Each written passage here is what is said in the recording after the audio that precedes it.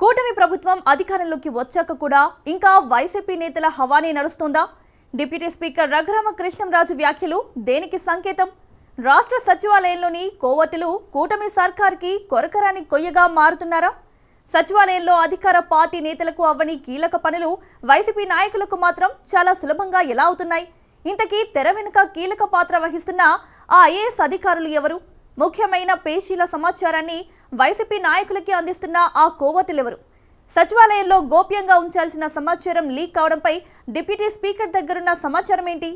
తాజాగా సీఎస్ విజయానంద్కి రఘురామ కృష్ణంరాజు రాసిన లేఖ ఇప్పుడు రాష్ట్ర రాజకీయాల్లో దుమారం రేకెత్తిస్తోంది.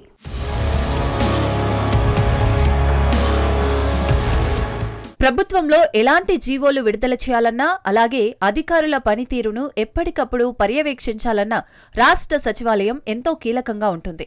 కానీ కొన్ని కీలకమైన పేషీల రహస్య సమాచారాలు వైసీపీ నాయకులకు చేరవేయడంతో రాష్ట్ర సచివాలయం రాజకీయాలకి వేదికగా నిలుస్తోంది. ప్రభుత్వాలు మారినప్పుడల్లా ప్రధాన విభాగాల్లోని పేషీల్లో ఆయా ప్రభుత్వ సానుభూతి పరులకే ప్రధాన విభాగాధిపతిగా అవకాశం దక్కుతుంది. ప్రభుత్వం పరిపాలనా సౌలభ్యం కొరకు ప్రధానంగా రాష్ట్ర సచివాలయం నుంచే పర్యవేక్షించాల్సిన అవసరం ఉంటుంది. అలాంటి రాష్ట్ర సచివాలయంలో ప్రభుత్వానికి అనుగుణంగా పనిచేయకుండా గత ప్రభుత్వానికి సమాచారాన్ని అందించే విధంగా పనిచేస్తున్నారని డిప్యూటీ స్పీకర్ రాసిన లేఖ రాష్ట్ర రాజకీయాల్లో చర్చనీయాంశంగా మారుతుంది.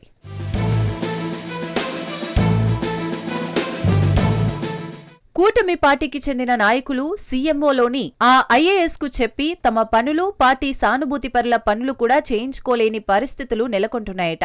కానీ వైసీపీకి చెందిన వాళ్ల పనులు మాత్రం ఆ ఐఏఎస్ కు చెబితే చాలు శరవేగంగా అయిపోతున్నాయట. రఘురామ కృష్ణంరాజుకి అందిన సమాచారం మేరకు సీఎస్ కి లేఖ రాయడంతో ఈ వ్యవహారం ఇప్పుడు అధికార టీడీపీ నేతల్లో కలకలం రేపుతోంది.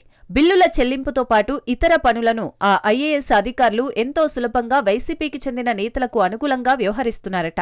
అంతేకాకుండా అత్యంత గోప్యంగా ఉంచాల్సిన సమాచారాన్ని సైతం వైసీపీ నేతలకి చేరవేస్తున్నారని టీడీపీకి చెందిన అత్యంత విశ్వసనీయ వర్గాలు తెలుపుతున్నాయి.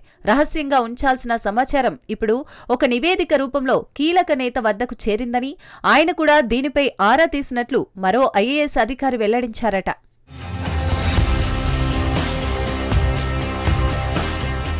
గత ప్రభుత్వంలో కీలకంగా వ్యవహరించిన ఐఏఎస్ అధికారులని కూటమి ప్రభుత్వం పక్కన పెట్టడమే కాకుండా వారికి ఎలాంటి పోస్టింగ్లు ఇవ్వకుండా జీఏడీకి మాత్రమే పరిమితం చేశారట. దీంతో ఆ సానుభూతి పరులు ఇంకా గత ప్రభుత్వ నాయకులకి ఉప్పందించే పనిలో ఉన్నారట. హనీ ట్రాప్తో ఐఏఎస్లతో అత్యంత సన్నిహితంగా ఉండే 3 మహిళలే ఈ కథ అంతా నడిపించారని తేలడంతో టీడీపీ నేతలు ఒక్కొక్కరిగా అవాక్కవుతున్నారట. గతంలో ఎప్పుడూ ఇలాంటి ఘటనలు చోటు చేసుకున్న దాఖలాలు లేవని సచివాలయంలో చర్చించుకుంటున్నారట. వాస్తవానికి కొద్ది నెలల క్రితం జరిగిన బదిలీల్లో సీఎంఓలో పనిచేస్తున్న ఈ ఐఏఎస్ పై కూడా వేటు పడాల్సి ఉందట. కానీ తెర వెనుక జరిగిన సెటిల్మెంట్లో భాగంగా వదిలేశారట.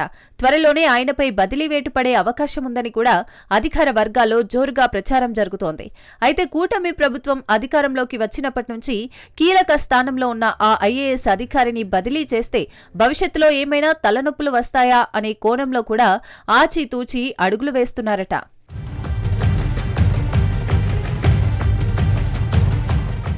మరో కీలక విషయం ఏమిటంటే ఆ ఐఏఎస్ తన సోదరుడికి సమాచార హక్కు చట్టం కమిషనర్ పోస్టు ఇప్పించుకునే ప్రయత్నాల్లో కూడా ఉన్నట్లు విశ్వసనీయ సమాచారం. ప్రభుత్వంలోని ఒక కీలక మంత్రితో అత్యంత సన్నిహితంగా ఉంటూ ఆయన మరికొంతమంది అధికారులు కలిసి ఒక సిండికేట్ గా కూడా కార్యకలాపాలు సాగిస్తున్నట్లు టీడీపీ వర్గాలు చెబుతున్నాయట. వీళ్లు అంతా కలిసి ఎవరి పనులు వాళ్లు చేయించుకుంటున్నారట. ఆ ఐఏఎస్ చేసిన వ్యవహారం ఇప్పుడు టీడీపీ నేతల్లో పెద్ద కలకలమే రేపుతోంది. టీడీపీ నాయకులు, క్యాడర్లు కూడా ప్రభుత్వంలో పనులు అన్నీ వైసీపీ ముద్ర ఉన్న పారిశ్రామికవేత్తలు, కాంట్రాక్టర్లకే అవుతుండడంతో తీవ్ర అసంతృప్తి నెలకొందట. ఇప్పుడు వాళ్లకు తోడు సీఎంఓలో ఓ ఐఏఎస్ అధికారి కూడా వైసీపీ వాళ్ల కోసం పనిచేస్తున్నారనే అంశం ఇప్పుడు బయటకు రావడంతో ఇది రాష్ట్ర రాజకీయాల్లో మరింత హీట్ రాజేస్తోంది. సీఎం చంద్రబాబు ఇప్పటివరకు సంక్షేమం, రాష్ట్ర అభివృద్ధిపై దృష్టి పెట్టిన నేపథ్యంలో రఘురామ లేఖతో పరిపాలనా విభాగంపై ఏ విధమైన చర్యలు ఉండబోతాయో అనే ఉత్కంఠ నెలకొంది.